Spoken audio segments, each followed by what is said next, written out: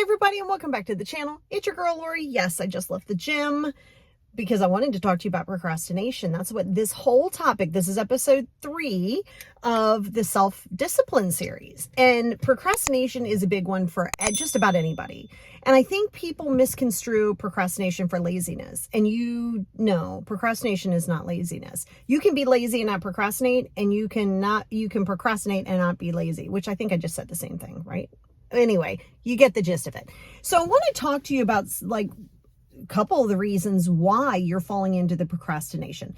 Number one, and it's probably the easiest one that we're going to talk about. I mean, it's the most obvious one, I should say. And that's not feeling like it. Let's just call it like it is. Sometimes it's not about not having the energy to do it. Sometimes, you know what? You just don't want to. And that's the key right there. So think about when we procrastinate, a lot of times it's looking at a task or a situation or whatever it is that we're looking at, and it seems so much. It seems so overwhelming, right? So that's where those micro goals come into play that we were talking about yesterday. You got to do the micro goals, episode 37 of the podcast. Listen to micro goals, okay? The micro goaling is so important because it takes away these big things. So if we take those two things together, it looking overwhelmed and not feeling like it, this is where you're gonna have to just do it, even if you don't feel like it. That's where you come up with your brain that says, oh, I'm not motivated. Motivation's not real. Please stop looking for it. It gives us a reason to have an out. I don't feel like it. Oh, okay, well, I'm not motivated. Same thing. It's essentially just a different word. So one of the biggest reasons is that the tasks are too big, way too big. They seem overwhelming. So of course, right? Like if you walk in, I say this all the time. I just left the gym. That's what made me think of it. Is, you know, if let's say you're in shape, whatever in shape means to you, I don't care. But like, let's say you are, it's easier to maintain that routine versus if you fall off of the fitness wagon and now it's harder to get into because you're like, oh, I got so much to get back to. I've lost some muscle mass. So it seems like a daunting task. Well, that's why you have to have realistic expectations, right? You never do things. Yeah, you want to know what your end goal is one time, and then you work backwards from there, right? So if you know what your end goal is, you got to break them into those bite-sized micro goals, in turn, allowing yourself, regardless if you like it or not, to do the action. You're going to say, how do I get up the energy to do it? You just do it. I mean, there's no magic pill. There's no magic button. I mean, you could have medication. I mean, procrastination's big with us ADHD people. Massive, because your brain is already on overload. And even so, that's why you got to really be meticulous in your micro goaling, because if you're micro goaling with your ADHD, that's going to be really difficult at times. And that's why you have to make sure that you're writing things down. That's why I have the 5 journals, because everything in that brain can become a lot. And then you have to remember, it doesn't matter how you feel, you do it anyway, right? So that's number 1.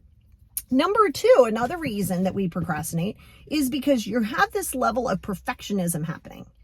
Please go back and listen to the episodes of the podcast and various things on perfectionism. It is not real, and it is rooted in insecurity. There's no scenario where this is the one way that you do it and this is what makes it perfect. It isn't. So perfectionism isn't real, but what it can trigger is if you go, well, I don't know if I can do this perfectly. Like, I don't know. Like, what if I just do this and it's like halfway or it's not right? So now you've told yourself, it's better if I just like don't do it, because if I do it and I don't do it right or perfect, this is going to be a problem. And so that's a big one, right? Like when you are in a space of accepting that, I think it's going to be even easier for you, right? So the perfectionism isn't real. So you're trying to live up to this expectation of somebody or something or an idea of how things should be, or in your brain, even if it's like, it's you putting it in your brain too. It's like you're watching social media and you're like, okay, I need to look this way. I need to make this amount of money. I need to do this. And so think about what we just said. Procrastination comes from a lot of that mental overwhelm. That's essentially what it is, right? And it's like you don't have a direction. And then that inner brat, which is the id part of your ego, that inner brat part of you says, well, it's easier if I just sit here right now. Like, I don't want to do it. I need to do it, but I don't want to do it. And then, so you get that instant gratification, but then later on you self-deprecate because you go, oh, I wasted all that time. I knew I should have done. So now you're like doing this weird push-pull with yourself, right? So I want you to be very clear that it's really just about being overwhelmed and accepting that perfectionism is not a real thing, right? Perfectionism is not a real thing. It will never be a real thing. So it's good for you to remember that when you try to, like, if you ever try to project that on other people. They don't have to do it the way you do it. They don't have to say it the way you say it. If it doesn't serve you, you just distance from it, right? So that's 2. So number 3 goes a little bit into number 1, a little bit, but it's if something is boring and there's no plan, right? So boredom and no plan really do go hand in hand, because if you don't have a plan and you just go, this needs to happen, but you don't have a written plan, you have it up here. Stop doing things in your mind. Stop doing things in your brain. Pen to pad. Pen, old school pen to pad. I don't care. You can go ahead and use your little stylus and do whatever you want to, but write it down. You got to write down all the way across the board. Okay.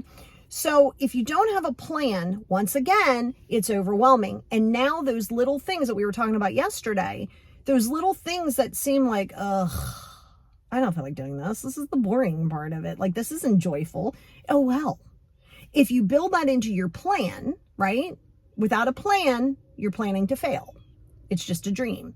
So when you feel yourself procrastinating, I want you to check yourself and go, okay, do I have a plan for it? Because it can't be just like, I'm just going to go clean the house. Well, yeah, that's not going to happen. Like what? Like do 1 load of laundry a day or 1 load of laundry every other day. Let's take that down, right?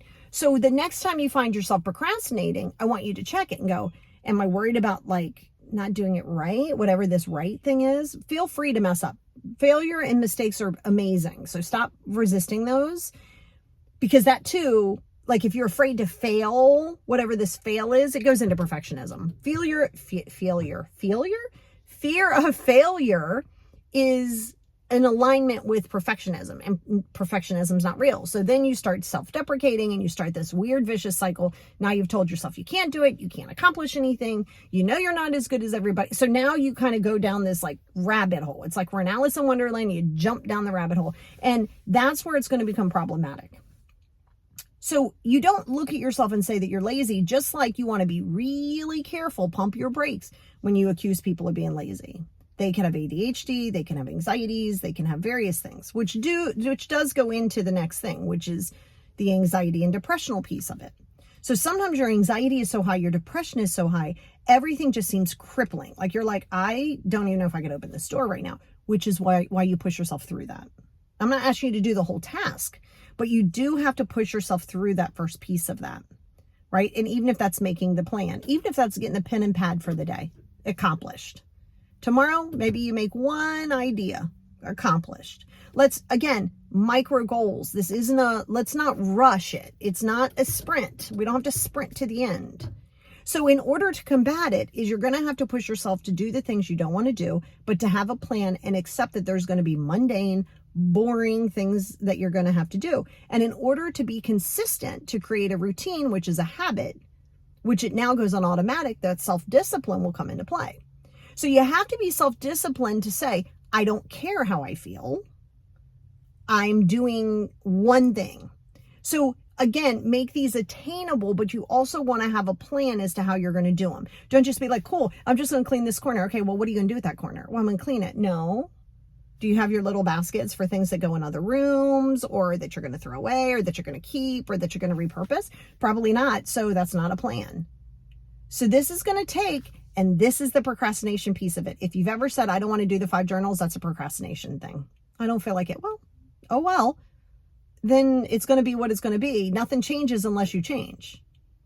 Nothing changes unless it changes, and that's up to you to do.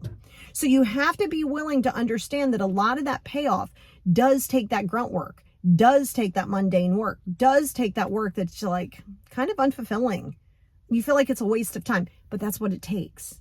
So it's the acceptance piece of that, and then working through it. So even when you don't feel like doing it, you at least attempt and you do something. So that's going to be the important thing, because again, this big thing of perfectionism and all of these things that you're dealing with within this procrastination, you're not lazy. Let's not categorize that. And other people aren't either. They might be going through stuff. But again, that's a reason. So we understand you got to treat the reason. It can't become an excuse, right? So that's the wrap on procrastination. And I promise you that if you do the micro goaling, you allow yourself to do pen to pad, you allow yourself to make realistic goals, you have a plan in those goals, that is where that procrastination starts to bust through, because you got to push yourself to do it anyway. Stop waiting to feel like it. Those days aren't always there.